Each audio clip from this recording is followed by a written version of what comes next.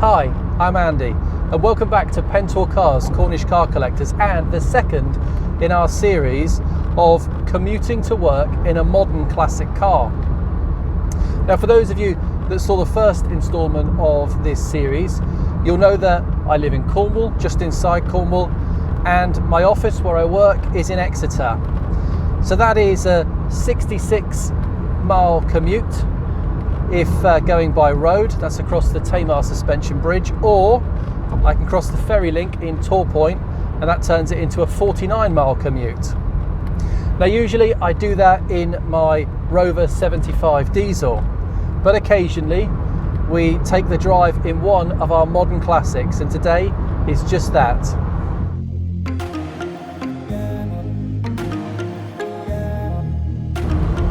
Now, our commute to work is probably the drive in our lives that we will do more than any other, particularly in pre-COVID times. We'll all wait and see what happens in the future. Now, this is usually lost time, but wrapping yourself in a nice commuter car will turn what is a monotonous and boring drive into a bit more of an experience and something to look forward to. So what's important about a decent commuter car?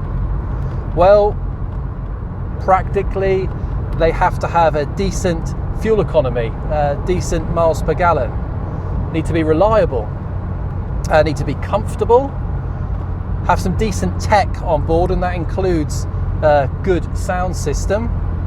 I suppose they have to perform well. You need to have somewhere for your coffee. You can see this one fails on that front, but coffee and your commuter snack. And of course, what does your commuter car say about you when you do get to the office? Because, well, that's important, right? So today is the turn of our 1984 Ford Sierra 1.6 GL. Now, regular viewers of the channel will know that we bought this car quite early this year, and we traded it back, it having sat in a garage for nearly 15 years. We've done some recommissioning work on this car. I'll cover a little bit more about that later on. We're going the ferryway today, and well, that's 49 miles. It's the longest this car has driven in maybe 15 years. So let's see how it goes. Let's get a few miles under our belt, and I'll go through that criteria. Let's see how this car does in a modern 2021 commute to work.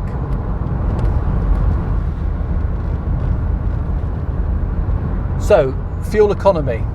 Well, this car's 37 years old, and I've got to say it's keeping up with modern traffic very well. In fact, on a couple of occasions so far, we have actually overtaken some stuff, so we're driving pretty well. Fuel economy, I seem to always be putting petrol in this car, and I'm not really sure why. It's a 1.6 litre Pinto engine. It shouldn't be too bad on fuel, but having said that, up until now I've only really done short local trips in this car. Also, the carburettor has been changed on this car ahead of us taking this drive. Previously it's been on its original VV carburettor. For those of you who are familiar with this engine and with that type of carburettor, you'll know that it's not the most reliable. Bit of a cold start issue on that VV carburettor, and an upgrade back in 1984 when this car was new, right through until now, was to put a Weber carb with a manual choke. So we've had that work done, and I've got to say, well, the car is driving so much better. Hardly used any choke this morning when I started it. We're about 12 miles into our commute so far. The car's driving brilliantly, and for the first time since I've owned this, the fuel needle hasn't moved too far. So fuel economy wise, I'd say on this run we're going to be getting close to 30 miles per gallon now with that new carb on it, which is brilliant. Reliability, well, we've had the cam belt done, we've had the engine fully serviced, we've had the new carburettor fitted. It's got 12 months MOT as of a couple of days ago. This car, there's no reason to believe it won't be fully reliable and something that I could use maybe even daily on my commute. But having said that, that'd be a real tragedy. This car's only done 44,598 miles since new. So, well, it will be a bit of a garage queen, I'm sure, and something that goes to shows, but not by me. I'll talk to you a little bit more about that at the end of the video. But as for reliability and miles per gallon, well, this gets a thumbs up.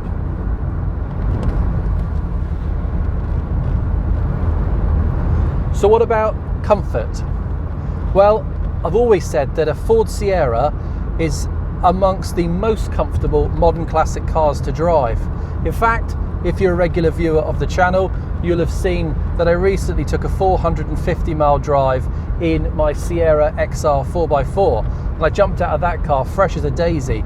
It really is a lovely car to drive, both the 4x4 and this 1.6 GL. And that's thanks to these really comfortable seats, which were bespoke to the GL trim, particularly with these dark blue velour headrests. The driving position is really good.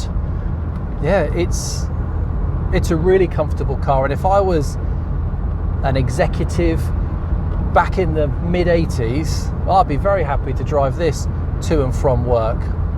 It's really nice. I'm really enjoying this.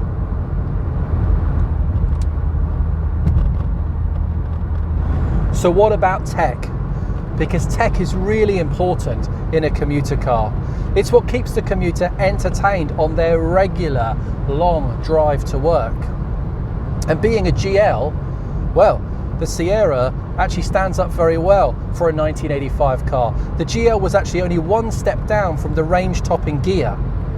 So what did the new owner of this car get? Well, they got electric mirrors, which back in 1985 must have appeared wizardry, really, unless you're an American, because they had electric everything. But here in the UK, electric mirrors on a car.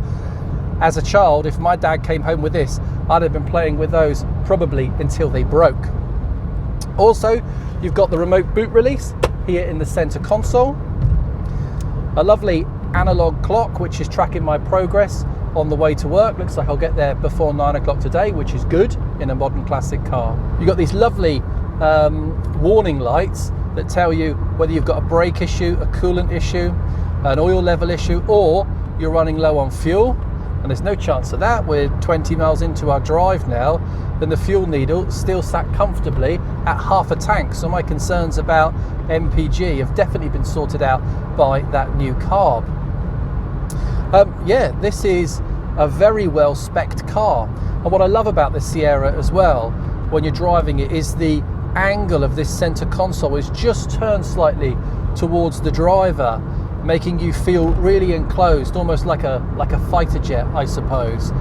No air conditioning, and really in a modern commuter car, that's one thing that you do need. Now, usually at this point, I would say, well, it has got 4x70 air conditioning, 4 windows down, 70 miles an hour. But as this car doesn't have any electric windows, you've got 1x70, or maybe 2x70 if I can reach that side.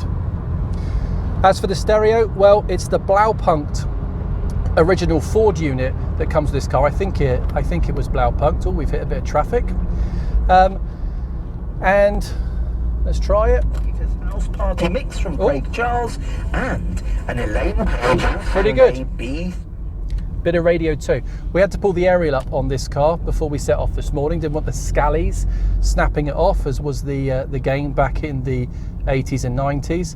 But these units put out some pretty good sound, actually. Also, it's a cassette tape deck, as you'll see, but it's not a cassette that loads on the side. It loads kind of forwards, frontward in. So it's quite unique. Anyway, tech-wise, yeah, really good.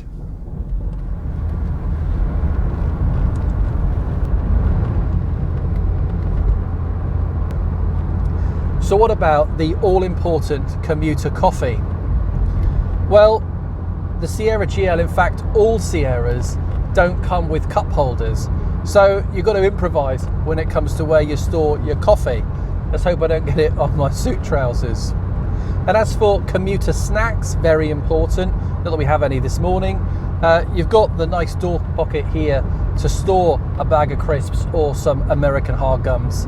But as for storage for drinks, The Sierra GL doesn't really tick that box, but we're not going to hold it against it.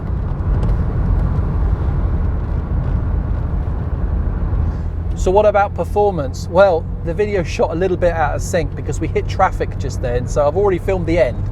So this is now going back to performance. And if you're familiar with the area, well, Holden Hill's a great test of the performance of any car, just as you get towards Exeter from the southwest. A really steep hill that you go into it at the bottom in top gear, and you see if you can get to the top still in top gear doing a respectable speed, or whether you've got to change down. Now, we're not going to have the full run in the Sierra GL today, which is a bit of a shame, but I tell you what, we've just picked up there from halfway up the hill. We're already in 5th gear, we're doing 50 miles an hour, and it's climbing. So I was going to describe this car's performance as perfectly adequate, and there's nothing wrong with that, but I think I'll be doing it a bit of a disservice. It's gaining speed as we climb Holden Hill. So as I say, for those of you who are familiar with the area, you'll know that there weren't many cars back in the 80s and 90s that did that. Well, this car's flown up. It's done really well. We're just getting to the top now, coming towards Exeter Racecourse, and just going past 60 miles an hour. Well done, little Sierra.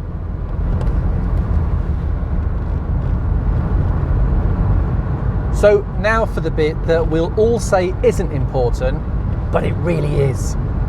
And that is, what does the Sierra GL say about you, your commuter car, when you pull up in the car park at work? And the first thing that we can all agree is that you can lord it over anyone who has a Ford L, a Laser, or an LX, because you've got a GL, particularly if they've got a Sierra or a Cortina, but they need to get with the times. But in all honesty, when you're in the canteen or when you're in the corridor and a work colleague comes across and says, hey, I saw you pull in to work today in your new Ford Sierra, what's it like? Well, you can honestly answer, it's really, really good. Such a nice car to drive, and of course you can brag about those electric mirrors. What a car.